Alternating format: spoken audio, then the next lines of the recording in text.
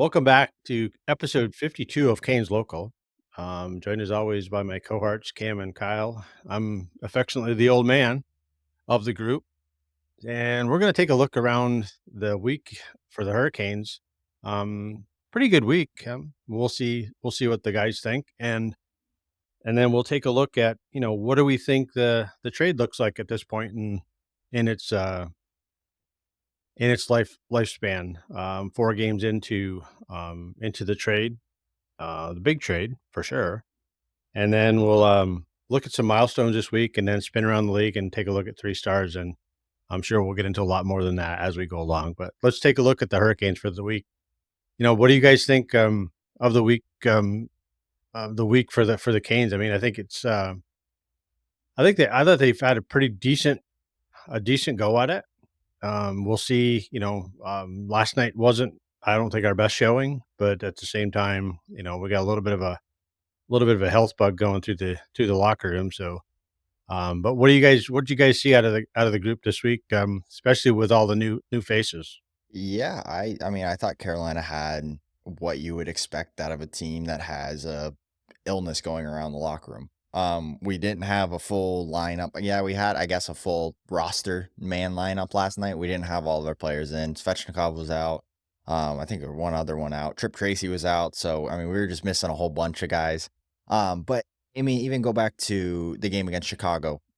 We end up coming out with 2 points in that one, which is massive. Um, but I don't know why my brain just went away. We played Chicago on Tuesday, right? Yeah, okay, Hmm. okay. Yeah. So I mean, like I said, good game against Chicago on Tuesday, especially missing guys. We played with 11 forwards and 6 defensemen. We didn't even have a full lineup of players in. And we all know, Cam, you've been on teams like this. When the injury bug or the illness bug goes around, there's literally no way to stop it, and it's going to run through the entire team, and you almost have to let it just run its course. The issue with it in the NHL is that in, youth hockey, you only play on the weekend, so hopefully it happens on Sunday, and by next weekend, everybody's healthy and ready to go again. For the NHL, they play every day.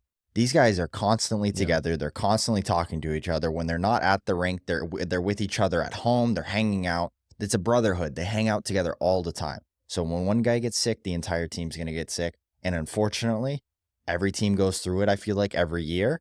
Some teams get hit with it a little bit harder than others, but you got to do what you got to do. And I think Carolina held their own. Yeah, last night we didn't get the win that we wanted or even a point out of that game. But with all due respect, I think the team in front of Freddie played extremely well. For the most part. Yeah, there were a couple breakdowns, but I think that Freddie had a Kochetkov game last night where it was just like we could not get the save that we needed from him. And that's unusual for Freddie. So I'm not going to hang my hat on him on that one. But I just feel like that's one of those games you need your goaltender to bail you out. I don't think we had that effort from Freddie Anderson last night.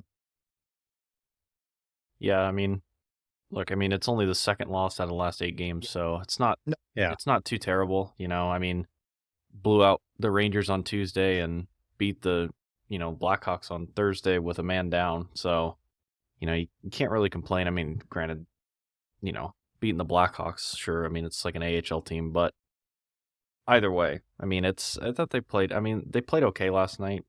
Played great.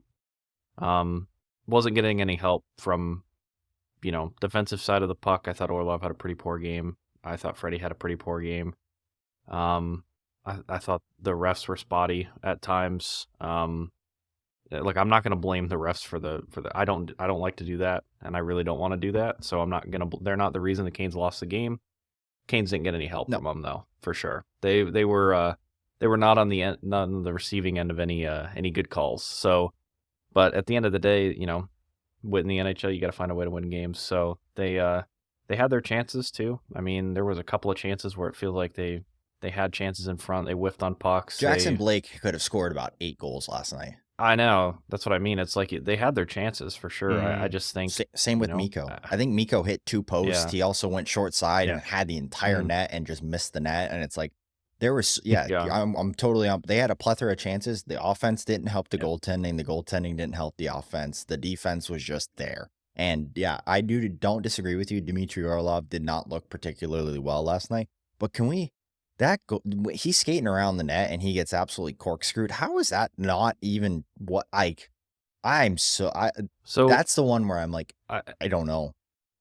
in the arena, they didn't show a replay of it. They didn't actually show a replay of it. I don't know if it was a penalty. I'm going to be quite like, if you look at the replay, it looks like Orlov loses his footing before contact is even made from Fogel. So he loses his footing. He clips some part of the net or the ice or something as he's starting his turn around the net, and then Fogel putting one hand of his stick up on close to the arm area or whatever, and then Orlov just loses his footing again. Does it? I mean, could they have called a penalty and nobody really probably would have complained about it? Yeah, but at the end of the day, I don't know. I don't know if it was a penalty. Looking at the replay, like, it's hard to tell. I don't so I'll give him the benefit of the doubt on I that one. don't honestly. disagree on that one. The only problem I have with it is that when Fogel, yes, Orlov is going down, but Orlov, if he's going down, probably is able to just kind of whip it over to the side because that's the way his body's already facing. When the stick got caught between the net and Orlov on his hip, and when Orlov was falling, basically Fogel corkscrewed the hip around. And so that's what ended up causing him to whip the puck right across the middle of the ice instead of it possibly, yes, even if he's falling, it's probably going over towards the boards instead of right up the gut. Now, granted, the shot came from outside, went short side. That's got to be a save. Yeah, Freddie it's needs got to to be. save that. Now, Either way. it's a terrible turnover, but it was a he's got- blunder of errors. Freddie has to save but that. that's got to be a stop. But also that probably could have been a penalty because of just what it was such a weird situation. But again, Carolina didn't help themselves. And no, and I think Freddie, it's almost like when I watched it in real time, it's almost like Freddie was expecting there to be a penalty and he wasn't prepared. He wasn't square. He wasn't out. He was deep. He was just. It was like he was looking at the play and saying, "Okay, that's got to be a penalty. They're going to blow a whistle here in a minute." And then it's almost like he stopped playing. Yeah. And that's why he didn't get over soon enough. And I mean, Fiala had all the net in the world to go for the short side. I mean, Freddie wasn't even close to, having good coverage. So, but I 1,000,000% agree with you guys. I think the difference in the game was in net. I think we had, and puck luck. I think two things, puck luck and net. I think Freddie, we got outplayed in the net, and and Roddy will tell you every day and twice on Sunday that, if we win, then if our goalie is better than their goalie, 99% of the time I have good confidence we'll come out on the good end of that game. And we didn't. Kemper was by far the better goaltender, just by the saves he was making. And but again, we hit post. I thought our top line was really good. I thought Blake again was exceptional. He was, in my mind, he was probably the better of the three on that line. For that game, he created the most defensive plays. Aho looked like he was a little bit out of step, maybe still recovering from the illness. I thought Rantanen looked good. I thought Rantanen and Blake looked really good together. Those two have a lot of chemistry right now. Yeah. They had a lot of good looks early. That one look back, that little back give and go in the ozone between him and Rantanen, goes in and shoots, and he just misses the net on the backhand. I think that was, they were the line that was buzzing. I thought really good. I think, the other lines were good. I don't think so. I think some of the guys were just not feeling well. You could tell. You could really just tell that some of those guys were just like, they didn't have the same jump. But I think, like I said, for me, it was the guy between the pipes. Love Freddie, but he didn't have a good night. And we just didn't have. It's a rarity that Freddie doesn't have a great night. So I'm not taking anything. That's why I'm not ripping him apart or anything like that. With Kochetkov, I feel like it's a little bit more consistent, not as of late anyways, but I mean, I guess the last game, but I wouldn't really, the Chicago game, I wouldn't put anything really on Kochetkov. Would you guys? Trying to think of the goals that they scored. No, I mean, he got the second one he gave up. I mean, we controlled the game for the most part. Then Bedard got just an opportunity on almost a breakaway. And, he's just, he's just going to score 99% of those Yep. goals. I mean, so he didn't go down. He didn't have the bottom covered. So, but he was, then he went it was flat on the ice and right between the Yeah, legs. that one he tried to. I remember that one now. Okay, so that was the one that Tripp kind of had an issue with because he went to basically was looking like he was going to play the pass when Bedard didn't really have a passing Mhm. option. So that was the stick with that one. I remember there was one where I was a little bit. It was like okay, but Yep. I think our goaltending overall is getting better. That's why I don't want to sit here and Mhm. harp on it. One thing I do want to touch on, before we kind of wrap up. Freddie could be dealing with illness as well too. Like I said, it's going around everywhere. It's everybody's probably got it. I don't put stock into last night's game. Don't put stock into the Chicago game. Next week everybody's going to be back. They're going to be healthy. We play what, Monday is our next game? Tuesday. Great. We got a couple Yep. days rest here. 2 days. Everybody will be back ready to go on Tuesday. And we're in a really good spot. The team looking good. When Miko and Blake figure out just that little subtle click, both of them are going to explode. Aho is going to explode with them. It's going to work. That I think even last night, probably KK's probably sick as well too. I still think he played really well. I think he's starting to finally fill into this second line center role. Cam, I know you still think that we need maybe even just a depth center at this point, but I think KK is, we all have been saying we need a 2C, we need a 2C. Man, he's turning into that 2C right now. I mean, him and Svechnikov are having some of the best runs of hockey that I've seen. KK, again, not his best night last night, but I still think if he wasn't on his A game last night, and that's what we get out of like a B game from him, I'll take that all day long. Out of a 2C, if that's his B game, I'm taking that. Do we agree, disagree? I felt like he was effective. He didn't really have line mates. I mean, he was playing with Halsey and Robinson. Svech is usually his guy that he can bounce a lot of things off of. I think overall, he still was doing everything he was doing in the Chicago game and in the Rangers game that he had kind of kept going. Am I wrong there? No, I agree. I think, I think he's just, for me, he's getting there. He's building an argument to hold that role. And, I think it's just going to be a matter of Consistency. giving him more ice time and being consistent and doing it the right way each time.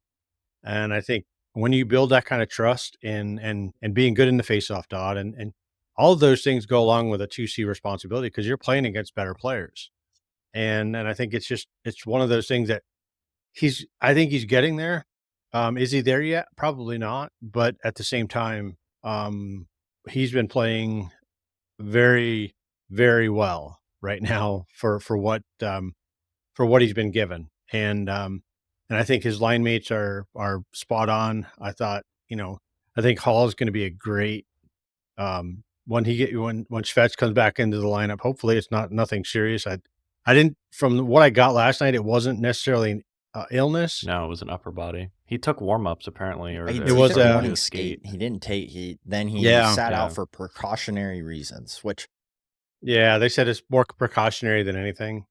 So, you hope that's not a long-term thing for him potentially, but because he was just starting to heat up, he was just starting to find his game, and so we'll see. But I do agree, Kyle. I think KK he's working his way towards that role, and I think he's doing a hell of a job getting there because he's been a big factor in why we've been successful here lately, and getting points in most every game up until last night.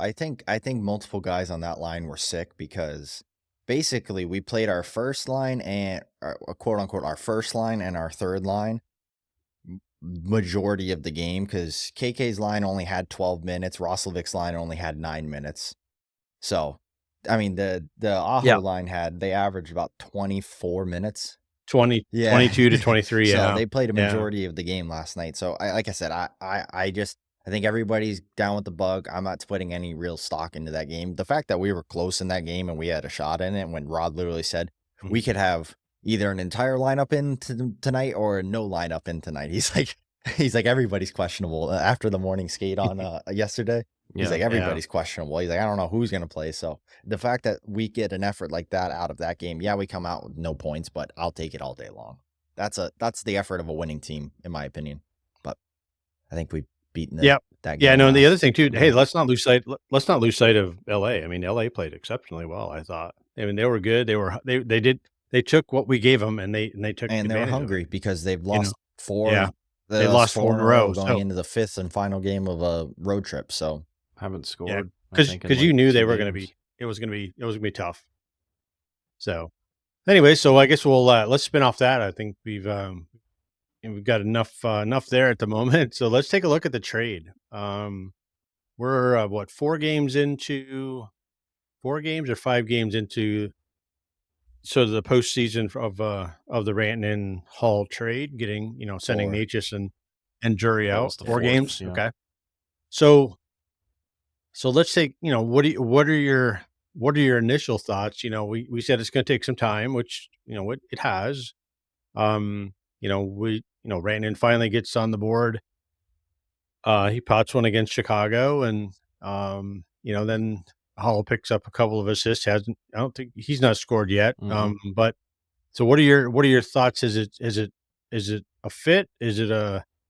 Are we seeing any struggles? I had a couple areas that I think we're still trying to work on, that I don't know that it's sort of a fit yet. But it's getting there. So what are your guys' first thoughts? I think that it's Miko Rantanen is going to very much enjoy his time in Carolina. He's going to re-sign, and we're going to be having great conversations about Miko Rantanen's play for the next 8 years after this year. But no, in all reality, I think Rantanen is fit well. I think that there's still adjustments and learning curves to being a Carolina Hurricane, and we've seen that with every single player that's ever come through the system. I think the closest player that we've had as a plug and play player, there's been 2 of them. One was Taylor Hall as of right now, because he's pretty much gotten plugged in and started playing the way he needs to right away. I mean, but he's also been through a couple trades, and the way he plays is very north-south. So he plays a very direct style anyways, makes it a little bit easier. The only other player that I can think of that has been this effective kind of right away, and I know I'm hyping up Taylor Hall right now, but Nino Niederreiter was kind of that same way. When Nino came in, he was a plug and play player, but he also plays very direct, very heavy north-south hockey. A Very similar guy. player. Yeah. And Yeah. so I kind of figured when Taylor Hall was going to come in, I said there might be a little bit of an adjustment period, but it's going to be minuscule in comparison to what Miko's going to have to do, because Miko's coming from an entirely different system and he's a different type of player.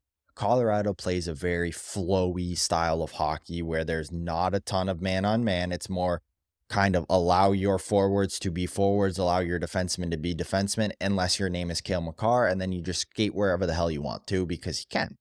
But outside of that, it's very structured in the fact of like they don't play a man-on-man system in the D zone, but they allow their forwards to stretch the D zone. So whenever the defensemen get the puck, both of the wingers are gone. Carolina typically will try and play a little bit more closer support until we have the lanes to then stretch the ice, and we will sort of stretch the ice and just to try and alleviate some of the pressure from the D zone.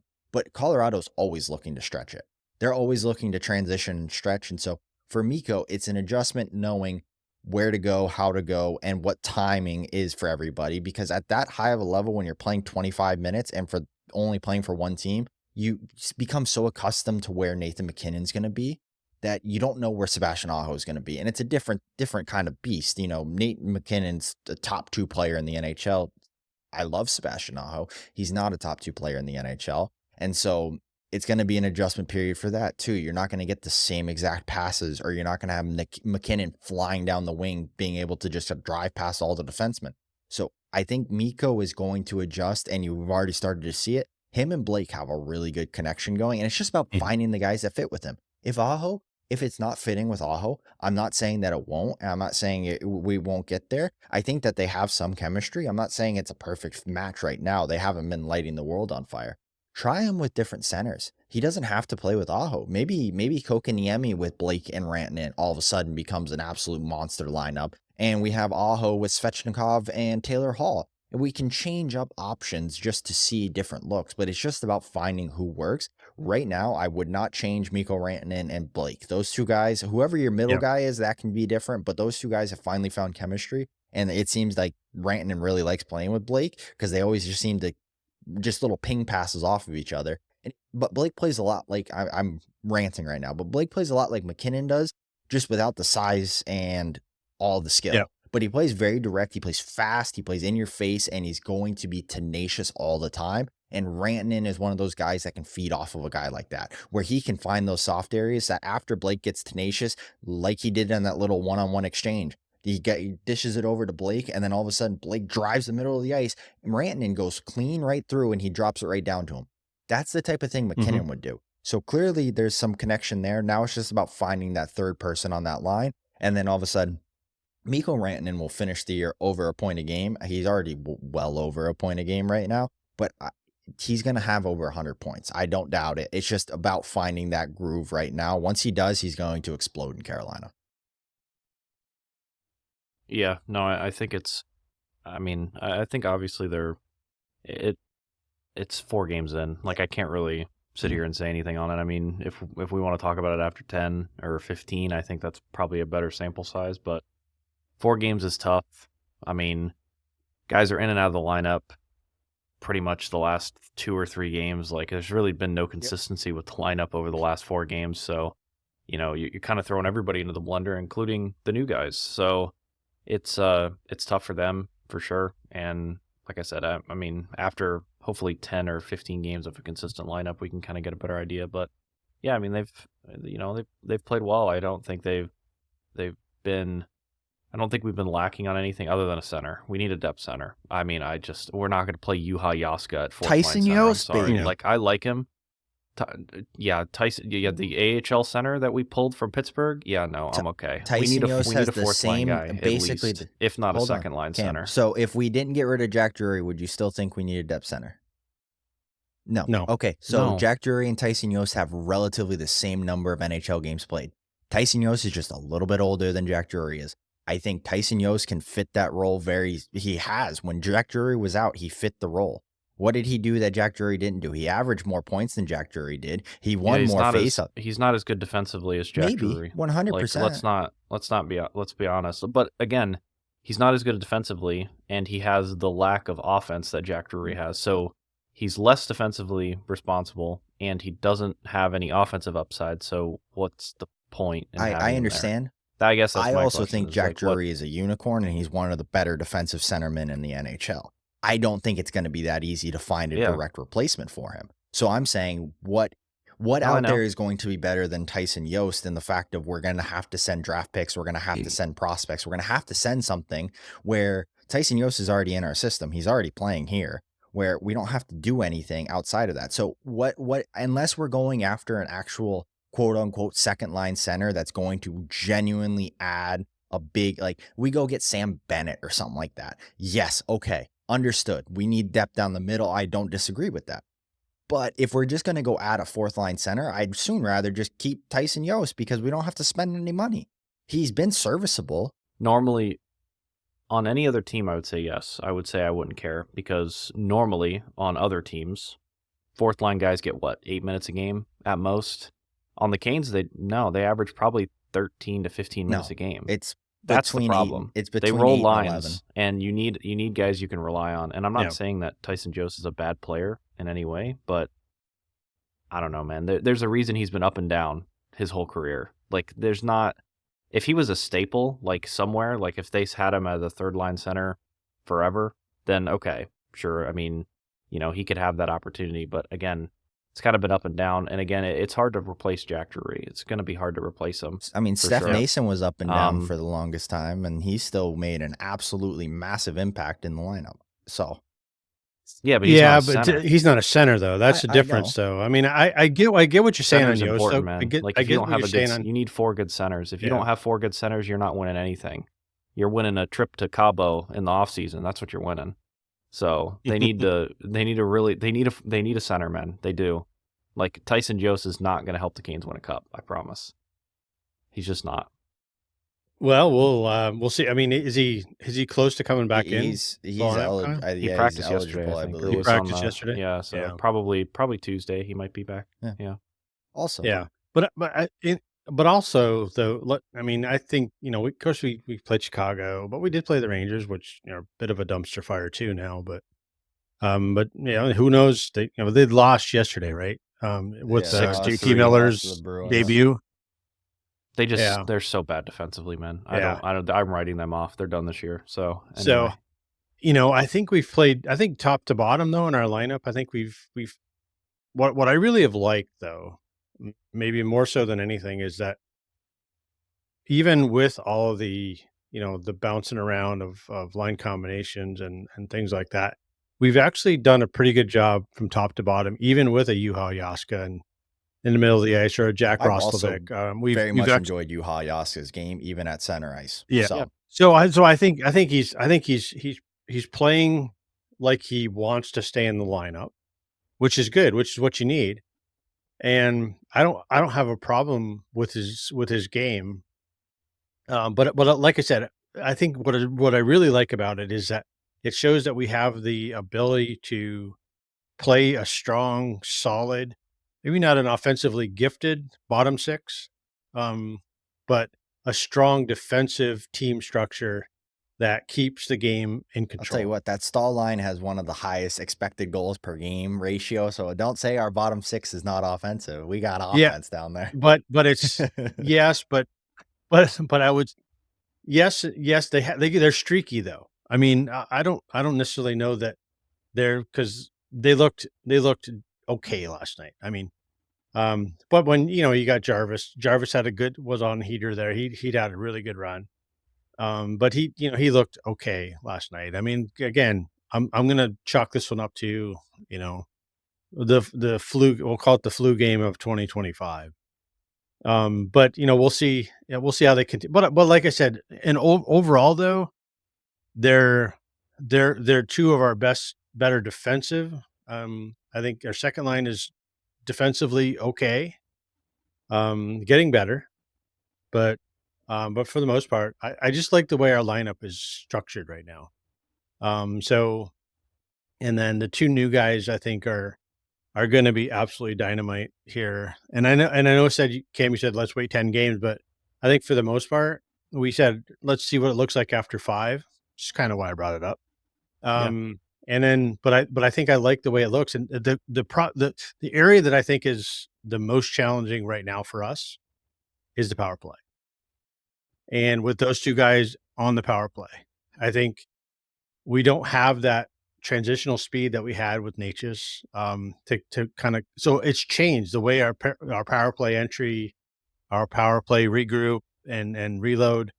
It just I looks mean, different, and it's gonna to take a be little fair, time. before Nature's got traded, the previous month we were the 32 out of 32 teams on the power play. So it's not like his speed was making the worlds of difference before. No, that's not what I meant, Kyle, at all. What I meant No, it's a was different look. I totally is agree. it's a I'm different just look, and it's the guys are trying to get used to doing it now. That's the only thing gotcha. I'll No, say no, no. I is that it's not any better or worse. It's just you can see they're still trying to get no, used to it. I'm totally And agreeing with what you're saying. I'm just saying that you were like, I'm just worried about the power play now, and I'm like, yes, it started the year off lightning hot, but it tailed off significantly, and even with Natchez on it, I think that was part of the reason why Mhm, we made the trade is to try and revitalize mhm. the power play with Miko coming onto it. Yeah, yeah, no, I know, I agree, and I think ultimately it'll Oh get yeah, better. It's going to be better. I think it's more about those two guys being introduced into those special teams. It just looks like it's still a work yeah. in progress on how it's gonna Hey, flow. call me crazy, So, and maybe I am. Um, I know. well, we know Yeah, you no, are, but I know I'm a KK fanboy, but he has scored a lot of tipping goals this year. Maybe just maybe crazy idea. You know how Steph Nason used to be on the top power play unit just to stand in front of the net and tip pucks in? yep. I was gonna say net front, yeah, Maybe just absolutely. maybe. I love Seth Jarvis. I think Seth Jarvis should be playing, but I maybe your 5'8" smallest guy on the ice who can't really screen a 6'4" goaltender shouldn't be your net front guy. I don't know. Maybe just maybe. I don't know. Call me crazy, but Yeah, yeah, no, I agree, and I think it's gonna take on some different looks, but, Or um, Rantanen. I I was gonna say slide him to the middle or put him in that bumper spot I that's wouldn't put gonna, Rantanen in a bumper. Whoever goes into the bumper becomes very isolated and cannot be as effective. They can be if they're ridiculously good at the bumper position, but if I'm gonna have Rantanen, he's either Mhm, parking his massive 6'4" rear end in front of the goaltender, or he's gonna be my shooter because he's got one of the deadliest shots in the NHL. He just hasn't connected 100% here yet. But yep, again, I yep, think Rantanen. I was kind of joking with the Rantanen in front because I think he's gonna be. I mean, we need a scoring option on the power play, and he is the most lethal scoring option we have by a. I feel like a lot. As just I mean, 50 goal scorer. He had 55 goals this season. Like Mhm. we don't have that elsewhere. Svech maybe, but I don't know. Either that or put Svech net front. I don't get this whole putting Svech. I get why we have Jarvis low. I get it in the idea of Jarvis is very shifty down low and he can make quick plays back door, but we need net front presence. We need some screening ability, and we don't have any mhm. of it because Is Jarvis is tiny. Yeah, is he on the first or He's on the second first unit. unit? It's Jarvis, He's on the Aho, first unit. Svechnikov, Ghost, and Miko. Mhm. Yeah, you know, I actually like the look when they did. And I know it seems to be like a like for like player swap, but I like the option when they shifted Blake and Jarvis. They Well, they flip never flopped flip them. flopped him. I Jarvis was out. That's the only time Blake's been on the top power play unit was when Jarvis was injured. but I thought no, I thought there was a game where they No, flip flopped him because of for Jarvis has They been some did on the it number one they power did it play against all year. Chicago last game.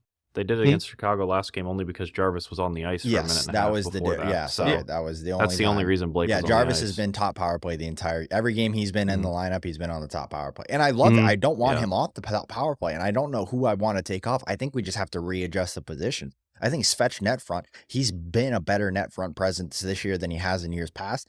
We got to get some size to the front of the net because we have nothing. And like I said, I love Jarvis. He would make a great bumper position. I don't know, maybe just me. Let's try and change something up instead of just putting the same crap onto the ice and expecting different results because that's the definition of insanity. So we're just all going insane because our power play is shit and we refuse to do anything about it. yeah, I don't know. yeah, yeah. I don't know. It's one of those things that like I said, till the dust settles with the introduction of Rantanen into that unit. I think it's just going to take a little bit of time and how they figure that out. But I do agree that we don't have enough of that net front. We don't have anybody out there. I mean, you got to be hard to look around. You kind of like big guys like how we talked early on in the season, put Burns up there and just to kind of Yeah, park his I rear end in front of the totally net. disagree with my earlier comment on that because he went net front for 2 games and he was god awful down there. So let me not do that. No, But no, no, I didn't.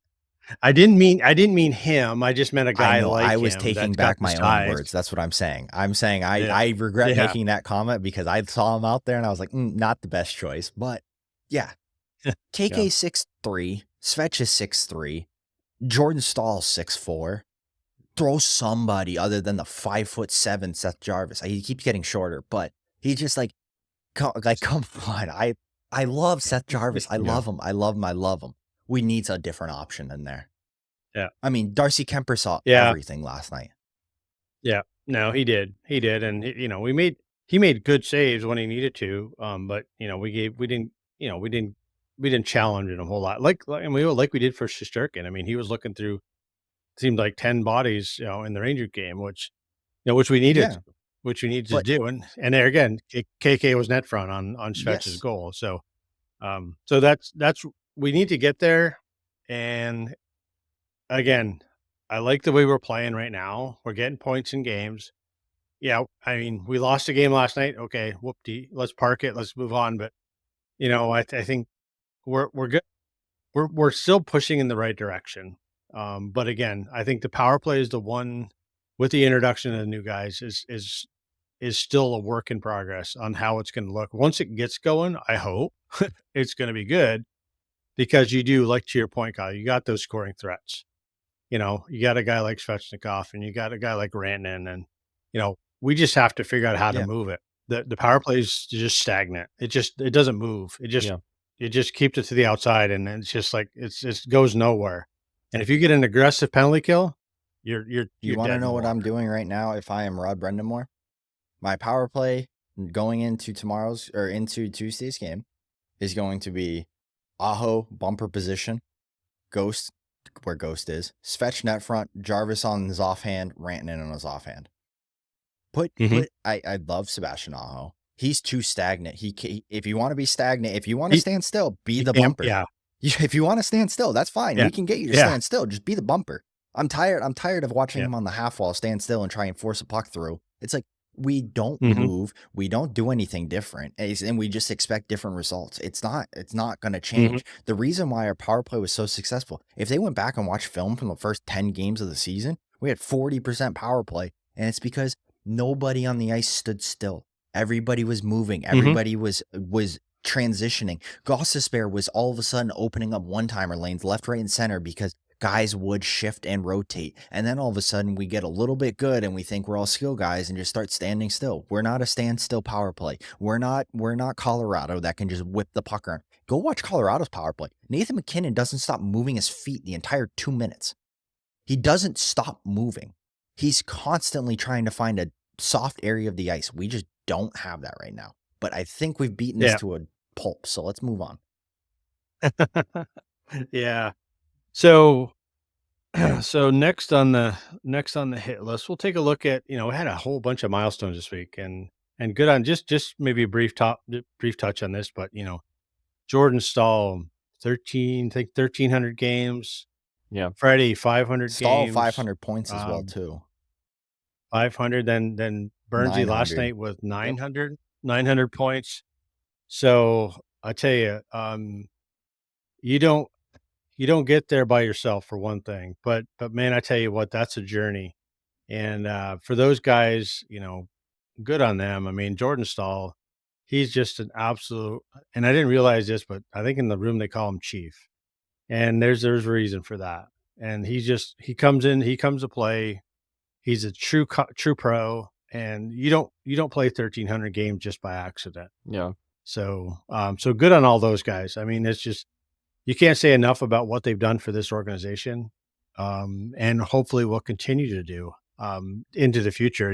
But at the same time, I like our depth. I like our young guys. I like guys that are coming in behind those guys that are going to learn from them and to learn how to be a pro, and just absorb everything they can, and I think they will, and I think they are. But yeah, but good on those guys for what Yep. they've achieved. Jordan is world class. You probably won't find a better human being than that family. Kind of all around. They're probably three of the best. Well, four of the best people, because I've heard Jared, even in the ECHL, is one of the better coaches in the ECHL. I've heard he's been doing Mhm. great things there as well too. But just I'll tell you what, what's their dad's name?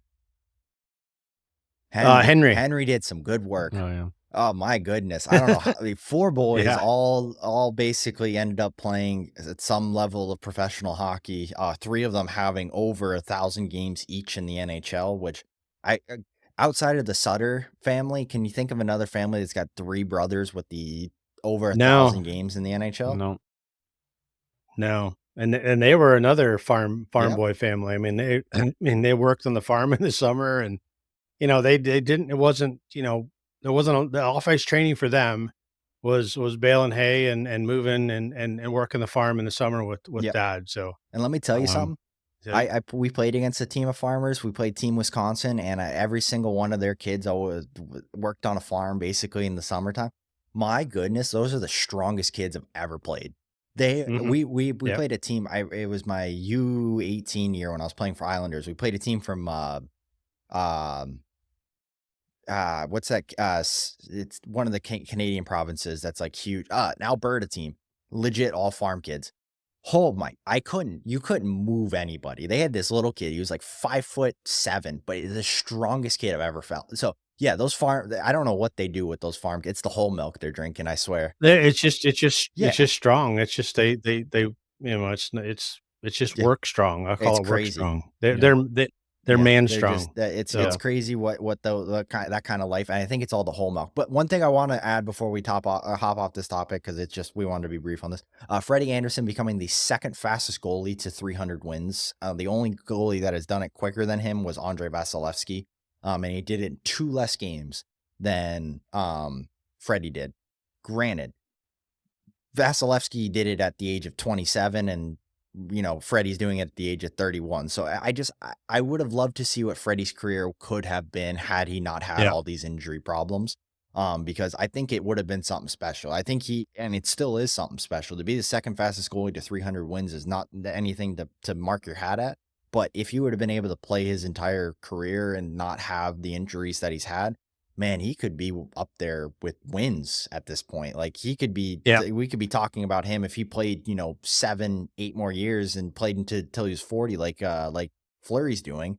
We could be talking about win totals. Like he's that good and that electric, but it's been a tough road for Freddie. So I just want to give my hats off to him. Burnsy, 900 points. Yes. Coming majority of the time with San Jose and all those points, but being able to see a Hall of Famer at the tail end of his career. Yes, he's been struggling a little bit as of late, but just being able to watch kind of these milestones happen. I don't think we've ever had a player hit 900 points in a Carolina uniform. Maybe Ronnie Franchise or like one of those guys, maybe Brendan Moore actually too, but I shouldn't say that. We've had some decent players in our history. Yeah. we've had a few. Couple. But for sure. I mean, just crazy to see. Yeah, the other thing too that I just before we hop off this, Cam, and I'll let you jump in if you want to.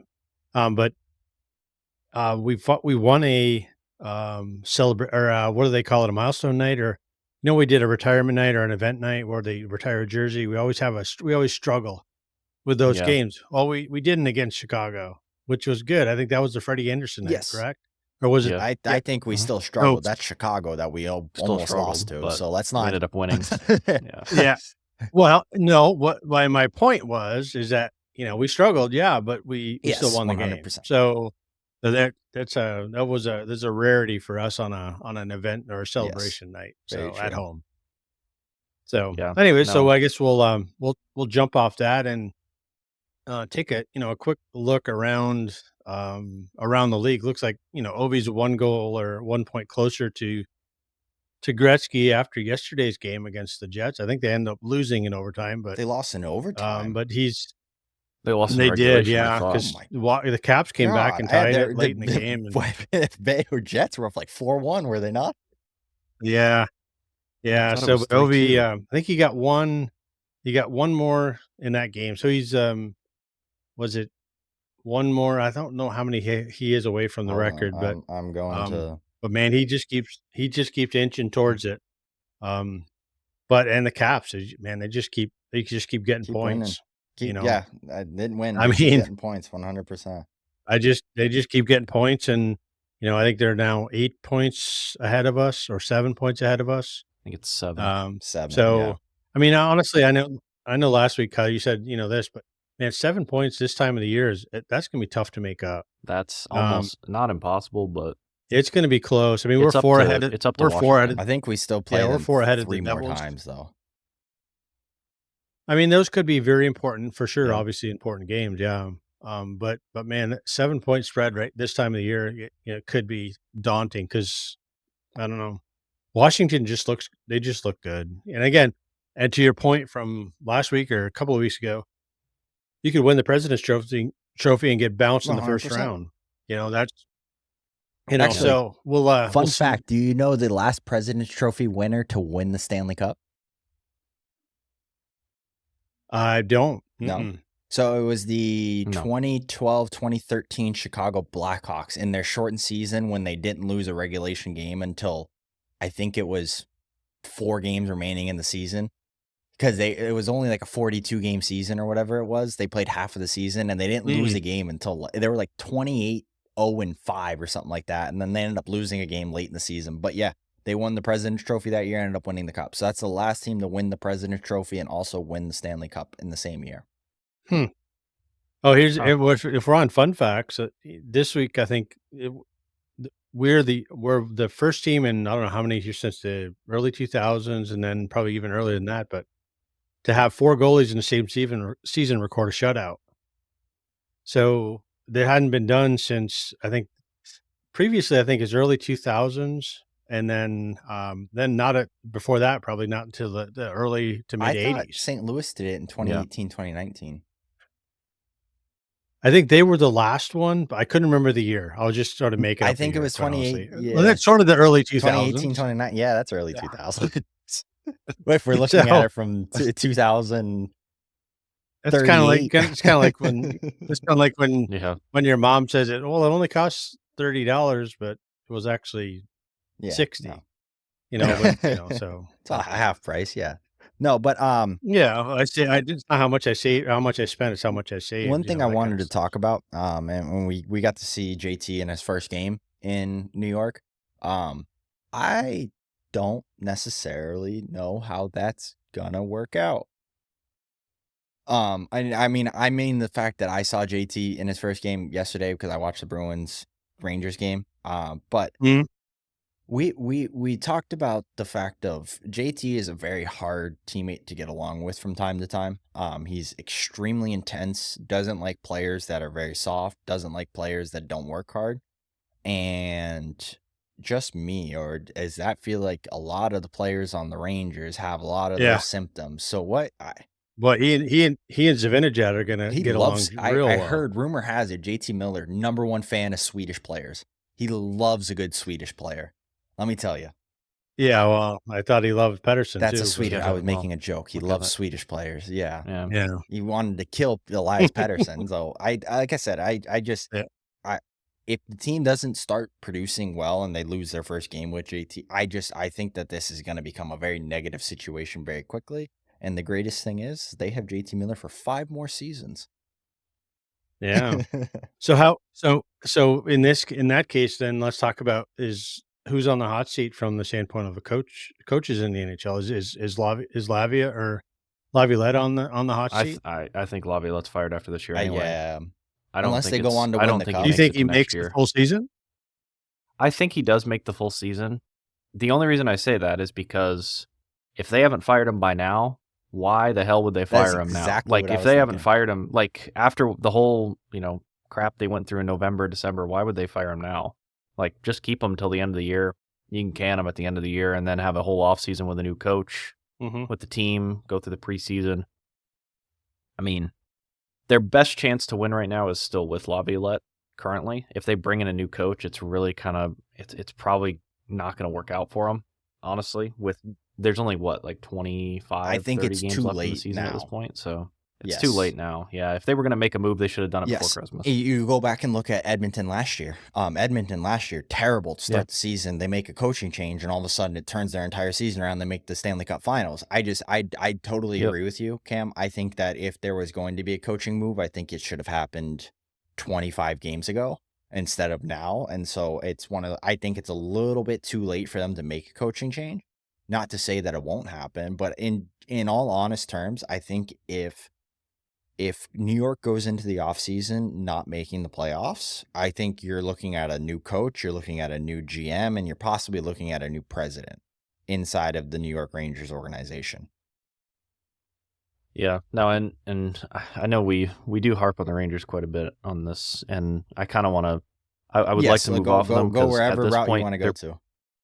Yeah, no, at this point they're pretty irrelevant. I don't think they'd be lucky to make the playoffs at this point. Even if they do, they're probably going to get trounced in the first round. So, the Islanders though, man, the Islanders look good, and they've won. How many have they won in a row? I think they've won. Yeah, 5 and they or did, 6 and in a Tony row. D scored the overtime goal. Yeah, because they won night. again last night, and Tony D scored the overtime winner. So I think they've won 6 or 7 in a row. I mean, they're rolling. I mean, Columbus is so good. I mean, I think a lot of people sleep on Columbus. I think they have a style of play, and every single player plays that way. Like every single, like they don't have a guy that it looks lost. They don't have a single guy like that. And again, that's the Don Waddell, MO is, make sure you have 25 guys that are all pulling on the same rope. You can't have anybody not looking like that. So yeah, no passengers. That's for damn no, sure. not a single Dean passenger. Emerson's a really good coach, and for sure. former Hartford Whaler. Came from the so- Hartford Yeah, coaching and tree. then- One of our We guys. got a couple of those Yeah, guys. and Yeah. another coach. Yeah, another coach I could see probably. I think Tortorella has to go. I think it's Yeah. crazy that Philly hasn't fired him yet. Honestly, I mean they basically sold the farm with Frost and I think it was Frost and Farabee went They to did. Calgary, Yeah. which is crazy. I think they just I don't know. I guess they're trying to get more Russians for Michkov is the only thing I can think of. But man, those two guys. If Calgary can build a good team, which I don't have confidence they can, but if they can, those two guys are going to be part of it. Those two guys are Mhm. going to be two Calgary's huge in a staples in their playoff spot lineup. right I now. think Philly really fumbled on this one. Calgary's got a decent team. They're in a playoff spot. I think they added 2 assets to it to where it could help them make it over the bump. Now, granted, Vancouver's right below them, and I think Vancouver releasing JT Miller is going to do them a wonder. Yeah, that's why for Calgary that Yeah. should scare them. Is like, they got rid of their anchor. It's like, okay, well, where do they go from here? I would kind not of be thing. So, surprised, and mark my word here, there's 20, we're at 50, Vancouver's played 51 games, so 30 games left. 31. I wouldn't be surprised if Elias Pettersson has 45 points through these 30 games. Like, in all honesty. I mean, like I said, yeah. You just get rid of the thing that's been plaguing him for when a he year and a was half, out of the 2 years. when he was out of the lineup for 10 games earlier this year, guess how many points Pettersson had? He had 22 points in 10 games. JT Miller comes back in the lineup. Pettersson doesn't have a point for 8 games in a row or something like that. Yeah, it's tough. It's tough in the office trying to work with people that you don't like. Yeah, but, 100%.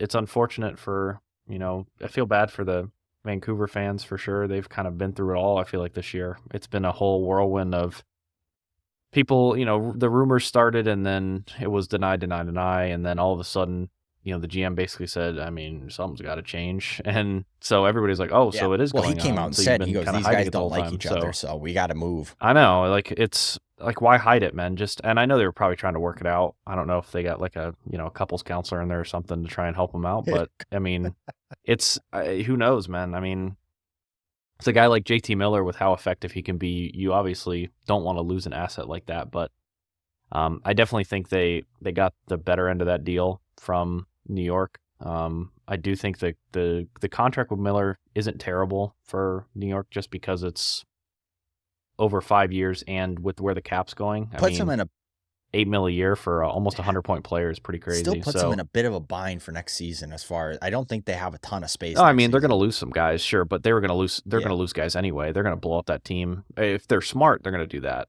and not re-sign everybody. I don't think Panarin gets re-signed. My fingers are crossed they re-sign everybody that they got. I hope so. We can only hope. But yeah, I think as far as kind of the question of coaching for sure, I definitely think Laviolette's going to get the can. I think. I don't know. We'll see with Tortorella. I think he's going to struggle for sure to keep that seat. I think they probably give him one more year, maybe if they do give him anything. I think the guy, whoever the head coach is for the Ducks, he needs to be. I don't know where they need to send him out to sea. Good old Greg Cronin. He needs to go. Yeah, another. I heard he's such a an lovely idiot, guy, man. though. No, he apparently is the biggest asshole he in the world. From what I've heard. He needs to go fishing somewhere, and his boat needs to get lost because the Ducks are just in complete disarray. I mean, they got all these young guys that have such big talent. They got, good leaders in Gudis and Trouba at this point, 2 anchors on the back end. I think they're getting good goaltending out of Dostal. I think Gibson's okay, but Dostal is really their number one guy that they need to see through in the future. And I think their coach is the biggest anchor they have right now. I think that's the biggest thing that's holding them back. I don't disagree with that. Yeah. I think there's also organizational issues. They're like Buffalo. Probably. They're a lot like. Well, I mean, there has to be organizational issues if they're keeping that coach in there. But they're a lot. They're a lot like Buffalo. Buffalo's like that too, though. They have a bad winning culture. They don't have a winning culture, and you look at it. No matter who Buffalo has, they have young talent. They bring in older guys. You can bring in whoever to Buffalo. It's gonna turn out the same, and it's like it's so obvious that it's not. It's not a coaching issue. I don't even think it's a GM issue. It's just a culture issue. The organization as a whole has been so okay with being mediocre for so long that that's what the team expects. They expect to be mediocre. One team I do want to make note of before we hop off of this, though, Ottawa sitting third in the Atlantic as right now. They're having themselves a nice I know. season, and I don't think it's going to stop. I think I totally agree with you, Cam. I think that coaching can definitely be an anchor, and I think their biggest anchor was DJ Smith. Was that the guy? Yeah. Their previous coach last year. He was there for 5 seasons in a row. Too. They'd have terrible starts to the season and all of a sudden become electric at the end of the year, so he'd save his job. But they would miss playoffs. But now they have a coach that they have a different voice, and I think that that's done worlds for them. The biggest thing, though, is they have actual goaltending now. It's crazy what happens when you have a good goalie. Like Linus has been playing remarkable, so. Yeah. And you'll see, it'll be interesting to see what Nashville does, too. That's another team that I could see the coach change. They're going to try and blow up the team at the trade deadline as best as they can. I think number one name once the trade deadline comes up, I think Philip Forsberg is going to be a big name on the market. Wow. Yeah, that'd be a big That'd be a big Who else do they have that's tradable? That's really a tradable. And nobody's going to take on the Stamkos contract. Nobody's going to take on maybe the Marchessault contract at 6.5, but that's still even tough for a lot of teams to swing. Forsberg I think he's 8.5 or 9 right now. Yes, it's still more than Marchessault. Now he'd be. How about Marchessault? He's a centerman, right? Yeah, he's a winger. Really? Yep. Okay. Why did I think he was down the middle? Okay. Well, stand corrected. I was going to say he'd be a good option if he was a centerman because I like the way he plays the game. I think if Carolina's going to grab a center, let's keep with the size. I love how our forward lineup from last year to this year, we've gotten so much bigger, and our D-core is big. I mean, outside, I think Orlov's our shortest defense. No, actually, no. Gostisbehere is our shortest, or Walker. I forget. Our back end's a little short. Or Walker. Yeah, we're tiny. We're a little bit small in the back end. Our forward group is huge now.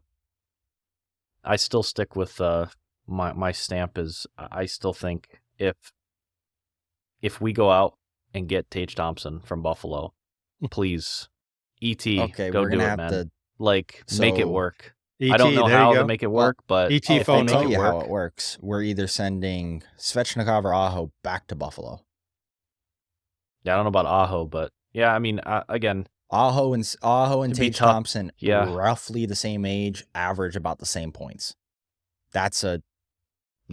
I think it could be for Aho. But that's what I'm saying is it's going to have to be a level of player that I don't think Carolina is going to be willing to give up because I don't think Buffalo's just going to take prospects. But they wouldn't have the cap. I think the cap would be the biggest thing for if we sent Aho or Svechnikov, the Tage Thompson. No, the cap wouldn't be an issue if we sent a big guy. Yeah. I guess I was answering my own question of saying that if we send out picks, but if we send picks to them, I mean, we're going to have cap issues. So, but yeah, we'll see. I mean, it'll be interesting, especially at the trade deadline, to see, who's going to be buyers and who's going to be sellers, So who knows? I mean, you would think that, certain teams like I think Chicago are going to be big sellers. I just think they're going to keep selling off.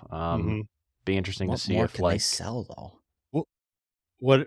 Yeah, I was going to ask what can they sell? I mean, they got Turbo, and then they'll probably get rid of Bertuzzi as well. I'm thinking they'll probably ship him somewhere because he's probably not. Bertuzzi is about the only asset I could really see them giving. I don't think Turbo's got I think a full no move clause. He's not going to go anywhere. Teravainen, You think he wouldn't move it? You think he wouldn't waive it to go somewhere? He's one of those creatures that I think the only reason he signed with Chicago is because he was very familiar with Chicago. I don't think he wanted to sign anywhere other than either Carolina or Chicago because I think he's one of those people that when he's comfortable, he wants to stay comfortable. He doesn't like to be pushed outside of his comfort zone. It took him a year and a half to really get comfortable in Carolina, it felt like. So I feel like it's just for any team to take him on, he's going to have to, first of all, waive it. I don't think he waives anything because, again, I think he's one of those guys that just likes his comfort zone. He's already won a cup. He's not chasing a cup. He won it in Chicago. He's playing alongside what should be in maybe a year or two's time. I think he just needs a little bit more development. One of the best players in the world. Like, it's hard to say no to that and to then go get traded to. I mean, because who's really going to be going to pick up a Tavo? I'm not saying Carolina would be. I'd love to go pick up a Tavo, but it's going to be a team that's probably on the bubble. And if I'm Tavo Teravainen, if I'm have a slight chance of winning another cup, or I get to stay with a team I'm comfortable with and all of a sudden play with the best player in the world, arguably one of them, once he fills out. I think, like I said, he hasn't touched that potential yet, but once he kind of gets there, I think he will at some point. Mm-hmm. But if I'm Tavo, I'm staying because, and if I'm Yeah. Chicago, I'm trying not to sell, because the whole point of bringing in those guys was to try and give Bedard more players to play around. So unless you're getting players I back, think, it doesn't make sense for Chicago to then all of a sudden uproot their whole team and have to restart from scratch in the offseason again. Bedard's going to get real fed up real quick with that situation, and he's going to ask to leave. Look at McDavid in Edmonton. They finally just got a good team around him. He's 28 years old. We wasted 10 years of his career with mediocrity in Edmonton. Yeah, no, and I think that's the biggest thing. I think you hit the nail on the head there, Kyle, is that those like guys like Bertuzzi and Tavo, they're core key guys to grow and help Bedard grow and develop into what he can be as an NHL player. And I don't think either one of them are going to I go could anywhere. see Bertuzzi for the sole purpose of he's a Yeah, playoff player, and maybe, teams would be interested in him. But I still think that I think he's still the Chicago Blackhawk after the trade deadline. So, but we'll figure out, all this will be determined, I guess, on and around 3:00 on March 7th. So, which is the NHL trade deadline. So we'll see what happens. But so we'll jump off that and try to close out here with who we think our 3 stars of the week were. And then also take a little bit of a look ahead, a couple of games on the road, and then back at home next Saturday. So let's start. Who wants to go first on 3 stars? Let's I'll flip a coin here, and I'll go left, or eeny, meeny, miny, mo. Let's go Kyle lovely. first. That seems like it was randomized totally. I had a random generator in my head that went right to you first. So. It's kind of tough because just the way the week went, it felt like it was kind of all over the place. We got a lot of production out of a lot of different guys. I know who my first star and my second star of the week are gonna be, but my third one's kind of the floater one. I think I'm gonna do it just because I'm fanboying him lately, and I think he's had a really good week, probably his best week as a Carolina Hurricane. But I'll give KK the third star of the week.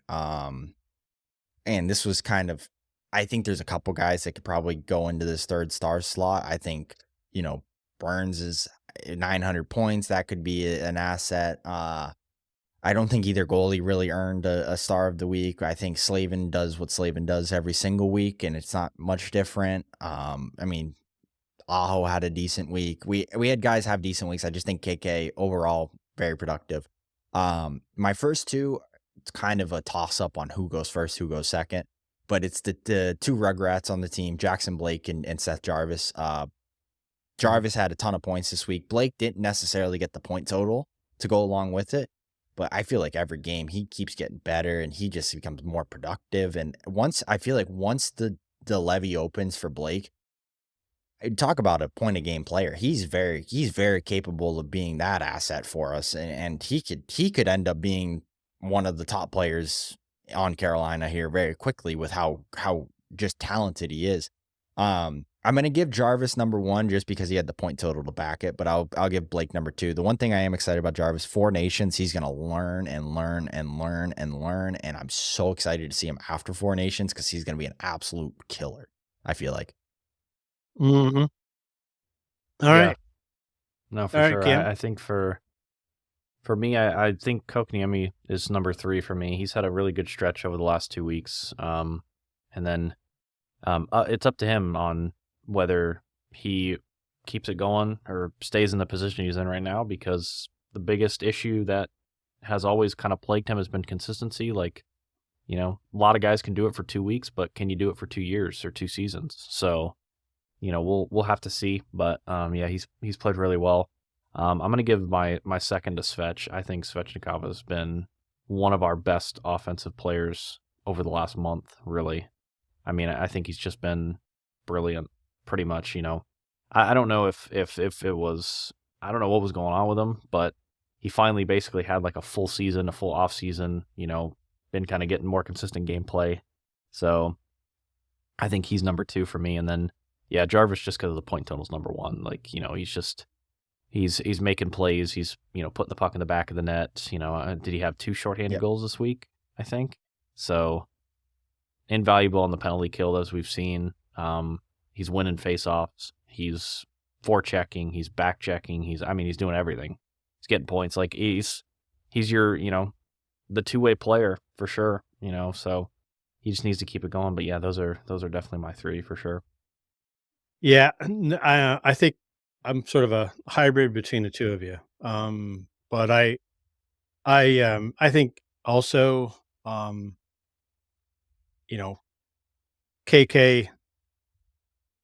had a good week. I think he's coming into his own. He's really defensively been extremely responsible. And he's scoring and he's getting points. And so I think for me, he'll slot in like you both of you at number 3. And I was on the, I want to give I want to give, and I think I'm with you, Kyle, but I think I'm going to flip flop. I think Jarvie had a good week, had a good point week, but from player game in game out, and I'm going to be a fanboy here too because Jackson Blake he's been probably our most consistent and best forward, game in and game out. You always get the same game, you always get the same intensity. He's defensively always back in the play. He makes more defensive plays on back pressure than I think any of our forwards do. And I think that's why I'm going to give him number 1. He didn't get the points on the board, but I think for the most part, he was our most valuable forward this week. And I think when he and Rantanen figure it out even more, they are going to be deadly because they seem to have a mind meld right now, and they know what each other's going to do. And but it's going to be so fun to watch them. And we'll see Aho. I think Aho's sort of the odd man out here. And if he can figure it out, that line is going to be dynamic. It's going to be so good. But it's going to be Blake, Jarvis, KK. Yeah. The only reason I went the flip flop, Jarvis, yes, point totals. Also, Blake had 2 turnovers that led to goals this week, which did not help. No, I get it. No, I know. I get it. I'm giving my assist. Blake was right there with me. It was those 2 turnovers that led to goals where it was just that was the difference for me in the week. But yeah. So anyway, we'll head on the road. They head out for 2 games. First game Tuesday night will be in Winnipeg. So that should be these next 2 games are not going to be any slouch games, that's for sure. So a Winnipeg team that's playing extremely well. I think they're leading the Central. And league. And then they head to Minnesota on Thursday.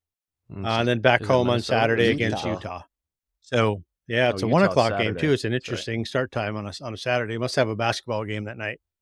But I think Winnipeg's gonna be a tough game for sure, especially at home.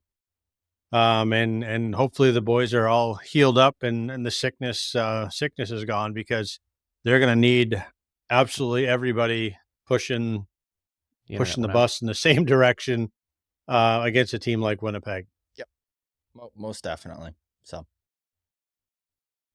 So anyways, and so we'll see what happens. And if you guys looks like Cameron's signed off early, taking an early exit. I'm 90% committed. took an early exit, but that's okay.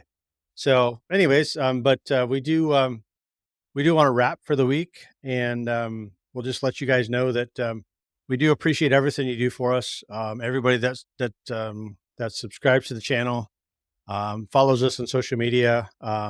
If you haven't, if you're listening, just please do so. It helps us generate more of this content and kind of get on here and ramble every every once or twice a week, and bring you Helps us guys know more what you content guys of like as our well too, so we can start producing yeah, more of that content. So we're listening to what you guys are giving us views on, and we're trying to adjust and adapt and make better content for you guys.